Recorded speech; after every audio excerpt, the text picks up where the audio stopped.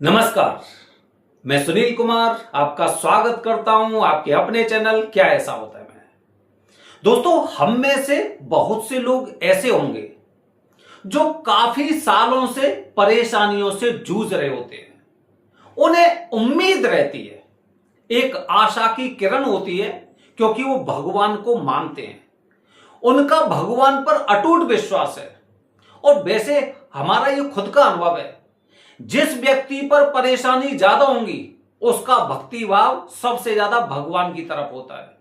तो कहीं ना कहीं विश्वास होता है कि अगर मेरे जीवन में संघर्ष है, मेरे जीवन में दुख है, तो भगवान ने कहीं ना कहीं एक कोना सुख के लिए दिया होगा। बस हमें वो सुख का कोना ढूंढना है, बस हमें सुख का वो क्षेत्र ढूंढना है, बस हमें सुख का वो समय ढूंढना है कि हमारे जीवन में भी बदलाव आएगा। इसके लिए सबसे पहले हम जगह जगह भटकते हैं। सबसे पहले कहां भटकेंगे? अपने आसपास के ज्योतिषी के पास। उनसे पूछेंगे जीवन में क्या चल रहा है, भविष्य में अच्छे दिन कब आएंगे। यहां पर काफी विरोधाभास आपको दिखाई देगा। किसी ने बताया कुछ, किसी ने बताया कुछ, किसी को कुछ समझ में आया और किसी को कुछ भी समझ में नहीं आया। लेकिन अगर नहीं बताएंगे तो खुद की तौहीन होगी कि बताओ ये कैसे पंडित जी, इन्होंने तो कुछ बताया ही नहीं, कैसे एस्ट्रोलॉजर है। जब कुछ लोगों ने बताया कुंडली में कालसर्प दोष है, मंगल दोष है, चांडाल दोष है, किसी प्रकार का दोष है, तो फिर क्या करेंगे? उनसे पूछेंगे बताइए पूजन कहां पर करना चाहिए। इनमें से भी सभी लोगों की अलग अलग राय होती है। काफी लोग कहते हैं यहीं पर पूजन करवा लो, काफी लोग कहते हैं उज्जैन चले जाइए, काफी लोग कहते हैं घाट पर किसी पर भी पूजन करवा लो, और काफी लोग कहते हैं त्र्यंबकेश्वर चले जाइए। अब कहीं ना कहीं जीवन में कंफ्यूजन शुरू से जुड़ा हुआ है। ना तो कोई ऐसे पंडित जी मिले कि सभी लोगों ने ऐसा बताया कि जीवन में ये समस्या चल रही है, ना सभी ने ये बताया कि आप इसका पूजन सबसे पहले आपको यहीं पर करना चाहिए, एक मुख्य स्थान बता दिया। फिर हम क्या करते हैं कि कुछ चीजें इंटरनेट पर सर्च करके हम देखते हैं कि जैसे कि कालसर्प दोष है, तो कालसर्प दोष की पूजा का मुख्य स्थान कौन सा है। जब हम इंटरनेट पर सर्च करते तो हमें पता चलता है कि सबसे पहले त्र्यंबकेश्वर का नाम आता है। त्र्यंबकेश्वर जिसे मुक्ति का क्षेत्र बताया जाता है। वैसे भी इस क्षेत्र को वरदान प्राप्त है, कालसर्प दोष या फिर राहु की महादशा से यहां पर तुरंत मुक्ति मिल जाती है। इंटरनेट पर अलग अलग नंबर देखते हैं, 8-10 लोगों से बात करते हैं, यहां पर भी विचारों में विरोधाभास है, कोई कुछ बता ही नहीं पा रहा है। इससे एक बात जरूर क्लियर होती है कि हर जगह कुंडली का विश्लेषण करने वाले पढ़े लिखे लोग नहीं हैं। ज्यादातर लोगों ने पूजा पाठ करके किसी के सानिध्य में रहकर इस प्रकार की चीजें प्राप्त की हैं, लेकिन कुंडली विश्लेषण का उनको ज्ञान नहीं है, अन्यथा विरोधाभास क्यों होता।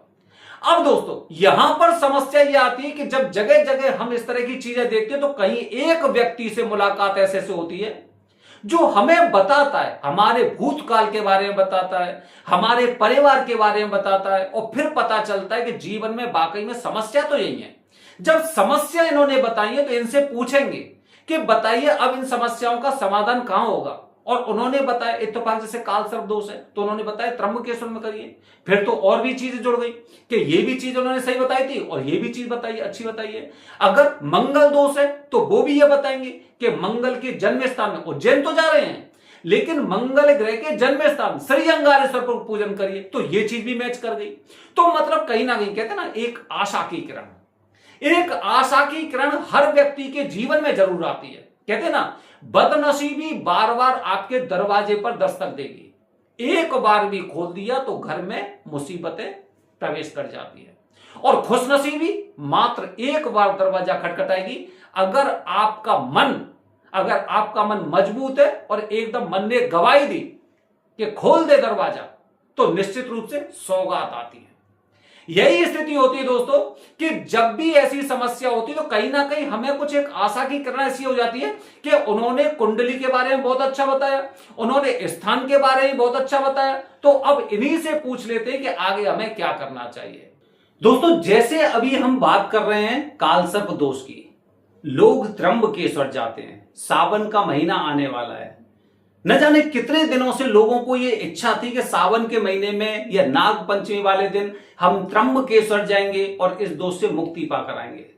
लेकिन दोस्तों, क्या आप जानते हैं कि त्र्यंबकेश्वर लोग कालसर्प दोष से मुक्ति पाने के लिए जाते हैं और उसके पश्चात ठगे हुए से वापस आते हैं, निराश होकर लौट कर आते हैं और इस तरह से आते हैं जैसे पता नहीं कि उनके साथ कुछ गलत हो गया, पता नहीं कि ठीक से पूजा हो पाई या नहीं हो पाई, पता नहीं क्या हुआ, क्या मेरी पूजा हुई है या फिर वाकई में मुझे यहां पर एक शिकार बनाया गया है।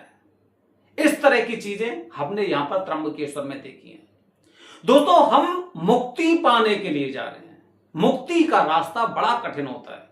हम त्र्यंबकेश्वर चाहते तो हम आसपास के शिव मंदिर में पूजन कर लेते, हो सकता है कि हम जहां पर डायरेक्ट ट्रेन जाती है, अब त्र्यंबकेश्वर के लिए तो पहले हमें नासिक रोड उतरना पड़ेगा, उसके पश्चात करीब 1.5 घंटे का सफर है त्र्यंबकेश्वर पहुंचने के लिए, वहां पर भी पूजन कर सकते हैं, वहां पे जाना पड़ेगा, कितने परेशान होंगे।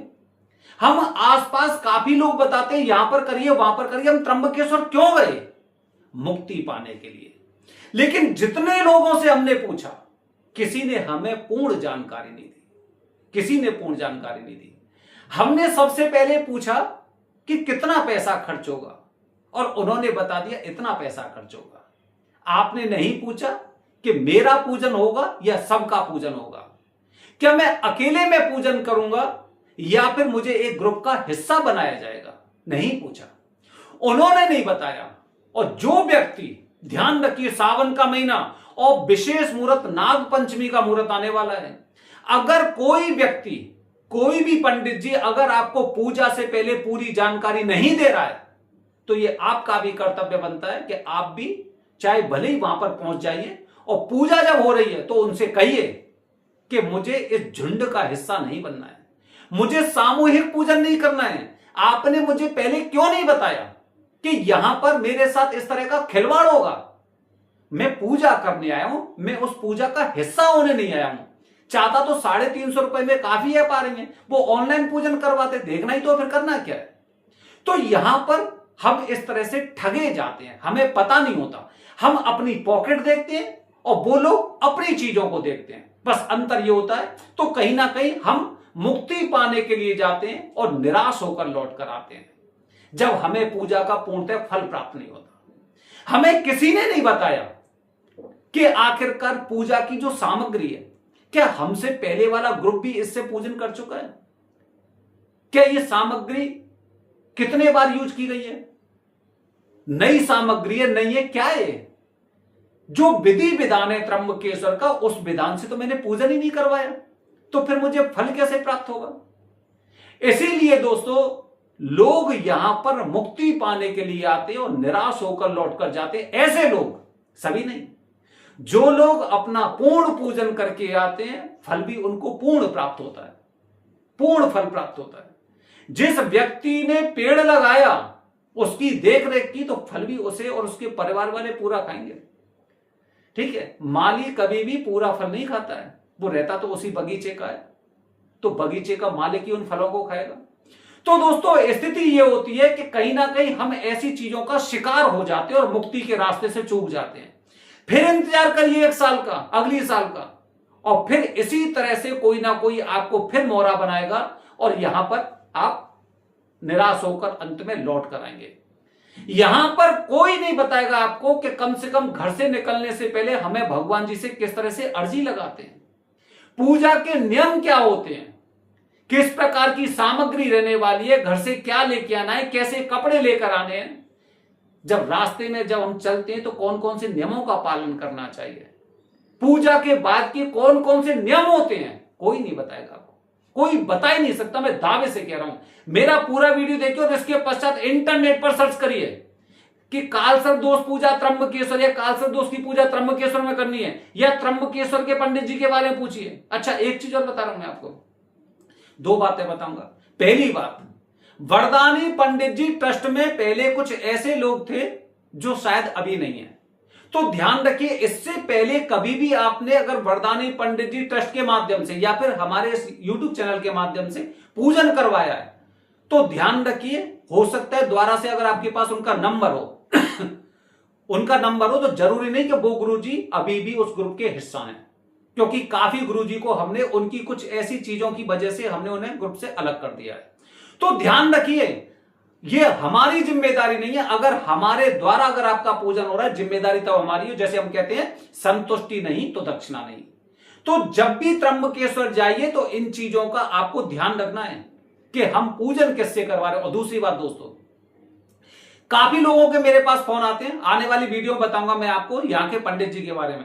काफी लोग कहते हैं कि हमें यहां पर जो स्वर्ण पत्र होता है उनसे पूजन करवाना है।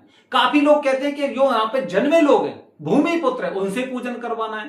काफी लोग कहते हैं ताम्रपत्र वाले गुरुजी से पूजन करवाना है। तो इस तरह के अलग अलग लोगों के फोन भी आते हैं।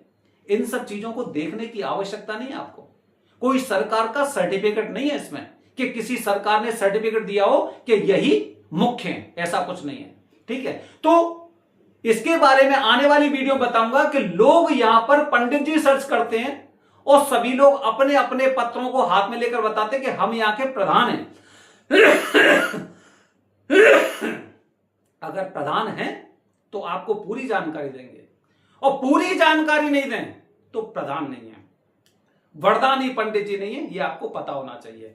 बने रहिए हमारे चैनल के साथ दोस्तों। आने वाली वीडियो में इसी प्रकार से मैं उज्जैन के बारे में बताने वाला हूं, क्योंकि लोग उज्जैन में काल सर्पदोष की पूजा करने भी काफी लोग आते हैं, क्योंकि मंदिर में पूजन होता है।